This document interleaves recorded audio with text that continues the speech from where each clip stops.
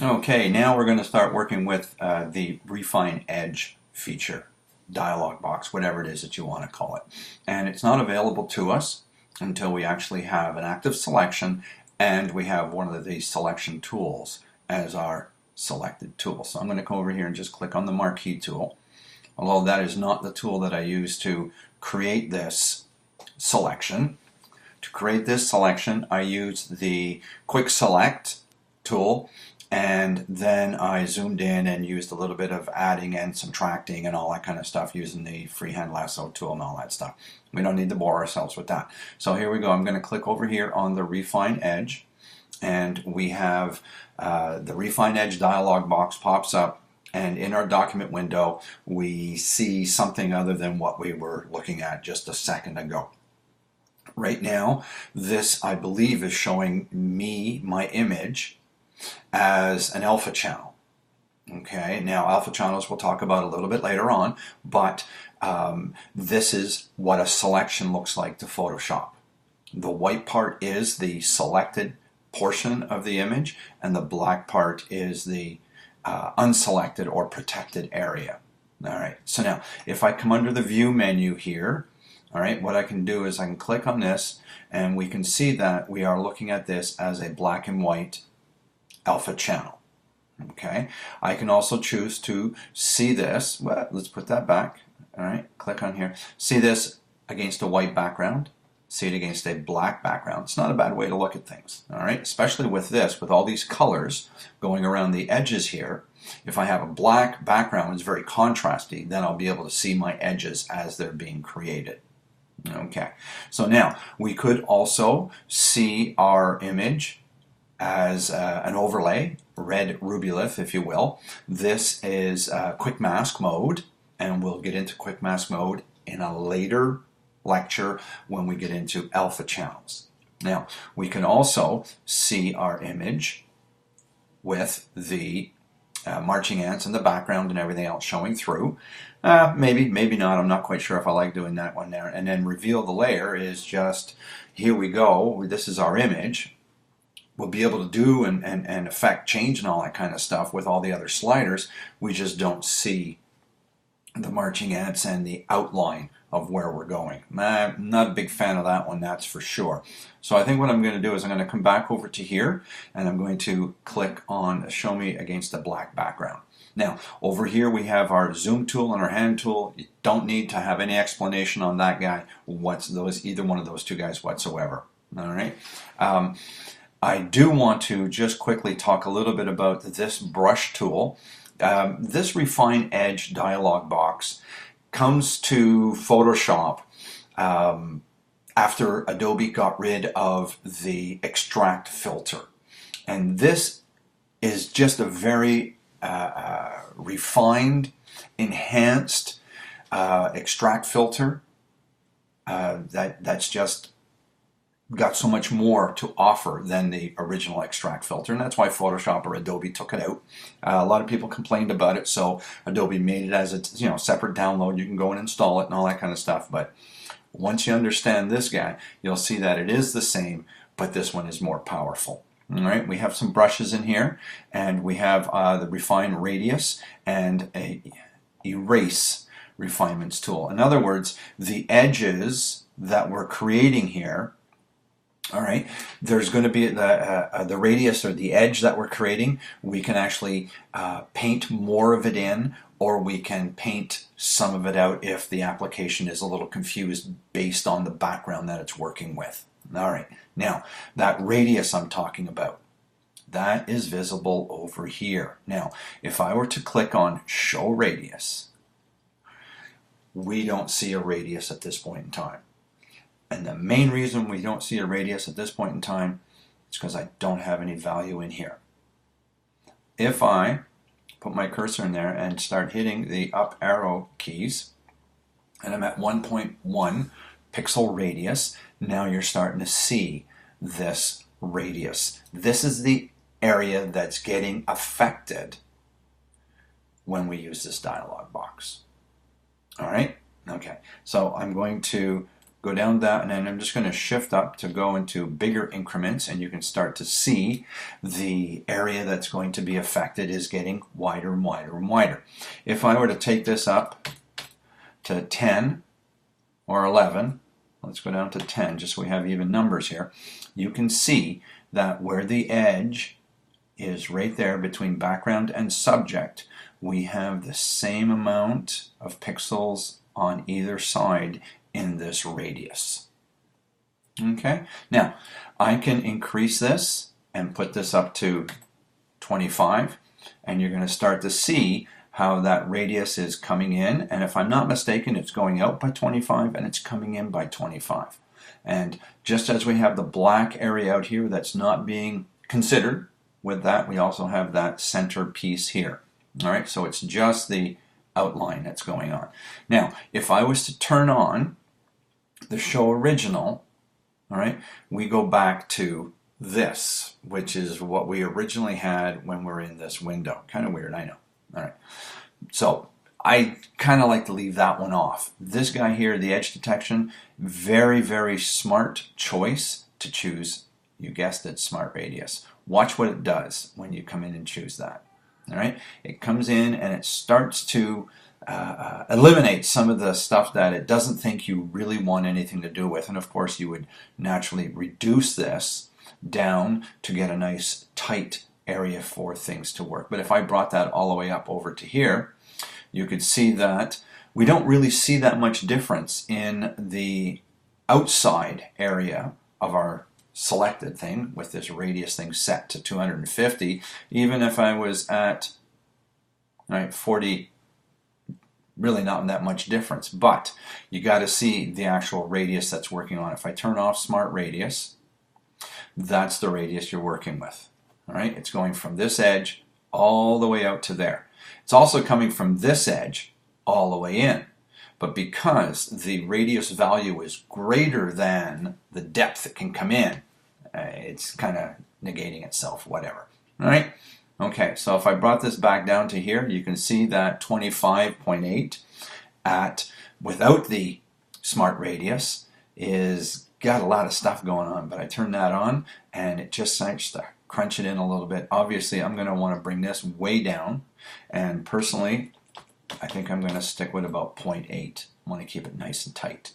All right? If I want to, I can smooth out my edges. I'm not quite sure if showing you the radius is going to be the best way for you to see how the smoothing works. All right? Let me stop just for a second and tell you that with this image and the background I'm selecting it from or extracting it from, I don't need to make any adjustments with this. This brush would be a great tool to use if you had, I don't know, some maybe you wanted to extract a model from the background and she's got lots of flowing hair or whatever it is, and some fine details like that. Maybe that would be the area you'd use this brush. We'll get into that in another lecture later on. But for now, I want to show you the smoothing and the feathering, the contrast, and the shift edge. Shift edge is a little bit of a weird thing. What it's doing, I mean, it is shifting your edge, but what it's doing, it's contracting or expanding. All right? So if I were to turn this off and then come back over to just the alpha channel, all right, come over to here, and if I was to choose to smooth out the edges, you can see how smooth this whole outline has gotten. All right, I'm not saying it's right or wrong, I'm just showing you what goes on. And if I really do this, we're really just going to smooth things around. It's kind of looking like a ghost, isn't it? Yeah, too bad it ain't Halloween. All right, feathering, and we know what feathering is going to do. It's going to soften the edges differently than smoothing did because, well, that's too much of a feather. All right, but I'm going to come in here and give it a little bit of a feather, and you can see all of these little ins and outs and nooks and crannies and all that kind of stuff are maintained with the feathering, but they are lost with the smoothing. Okay, and then the contrast, well, let's just see. If I was to crank this all the way over, you can see how crunchy the edges get. And if I was to, take the contrast back down to its norm, fine and dandy. All right. The shifting of the edge is going to contract or expand, so I'm going to contract first, and you can see how it comes in on itself. All right, and then if I choose this one, you can see that it actually expands, and I'm going to put it to 0, and you're going to see it kind of just go back to where it should be. All right, at least for this image, where things should be. All right, now I want to talk about the output section in here. And in order to do that, I think what I want to do is I want to come over to the marching ants section here. All right, this is going to be a little bit fun, I think. I don't know. Let's see. First of all, the Decontaminate Colors is the little bit of pixel information that is picked up on the outside of your selection based on the anti-aliasing that's turned on when you're using your selection tools. All right, and that's a good thing to have, is that little anti-aliasing thing that's there. All right, but sometimes you do pick up some of that color from the other background. In this case here, it's not really going to make any difference because of what I'm going to do, but I would always want to see if that's going to do something for me, and I'm just going to leave, all right, the default value at 50%. All right, I'm just going to leave that alone. Now, the next thing is, what are we going to do when we output this? All right, do I want to have a new layer created with a layer mask in this document? Do I want to have just a new layer? Do I want to have a new document? Or do I want to have a new document with a layer mask and all that stuff? So let's see what new layer is going to do. So I'm going to choose this. I can always undo. All right, now I haven't got that much done over here because I really haven't played around with a lot of stuff. So, coming out. Beautiful. All right, absolutely fantastic, beautiful. I'm going to undo that. I'm going to come back over to this guy, and I'm going to put this at 0.8 because that's where I was. Actually, I may want to try that remember settings thing. All right. If I were to, well, you can have it as a selection, as a layer mask.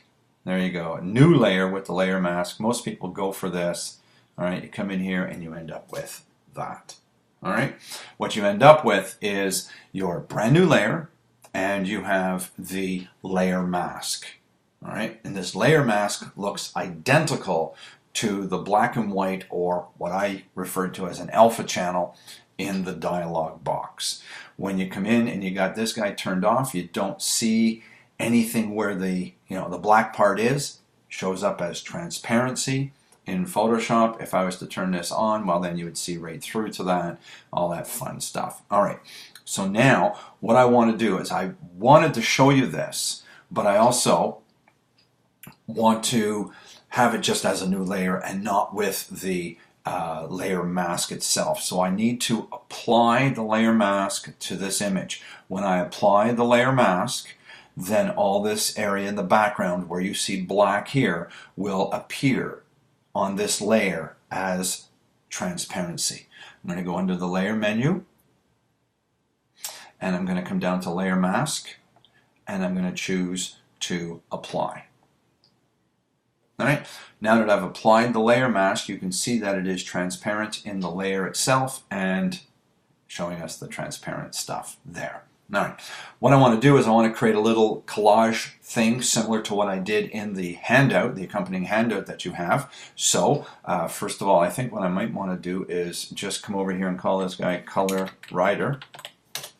All right, and then I'm going to make a duplicate of this background, or this color rider layer, and I'm going to do that by doing a Command J or Control J to make a duplicate. I'm going to grab my move tool, and I'm just going to move the duplicate over to here as an example. All right, now I need to make this guy a little bit smaller, so I'm going to go into the edit menu, and I'm going to choose free transform, get the bounding box up. I'm going to constrain the aspect ratio by holding down the shift key, so that when I drag from the corner inwards, I'm not going to squish or compress my pixels. And I want to do this just about like, probably about like that. I'll accept that transformation. I like that. I might want to move this guy down a little bit. Perfect. Now what I want to do is I want to flip them horizontally, so I'm just going to come under the Edit menu. I'm going to go down to the Transform. I'm going to choose to flip this guy horizontally. Beautiful.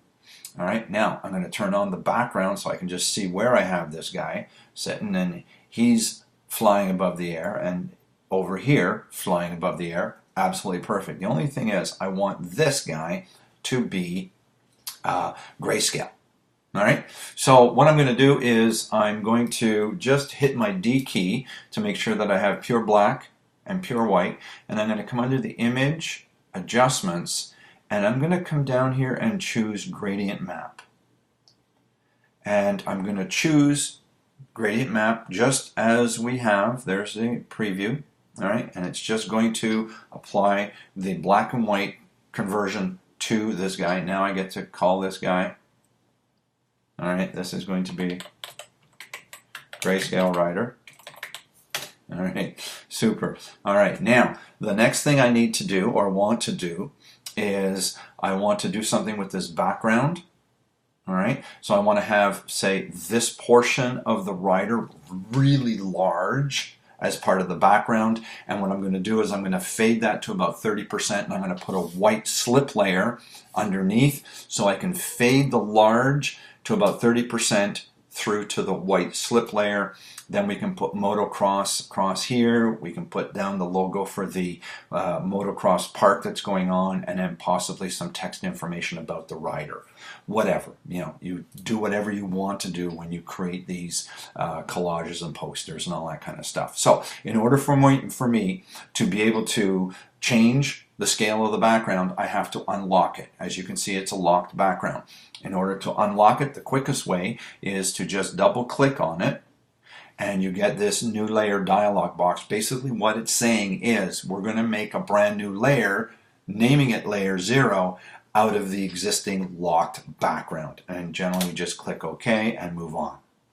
Perfect. Now what I want to do is I want to scale this, and as you can tell, I want to scale this quite largely in this window here. So in order for me to be able to do that, I need to reduce the size of my document so I can actually get those handles to be able to scroll properly and all that stuff. So this is what I generally do, is I just zoom out a little bit, and then what I do is I grab this to expand that window and just do something a little bit more. There you go. Beautiful. I'm on that. I'm going to go Edit, Free Transform. And then what I'm going to do is I'm going to hold down the Shift key to constrain the aspect ratio. I'm also going to hold down the Option key so I can actually scale it to the center. And I'm going to get my guy to go up about this big. I'm going to reposition and put this down to about here. Sure, that looks fine. And do that.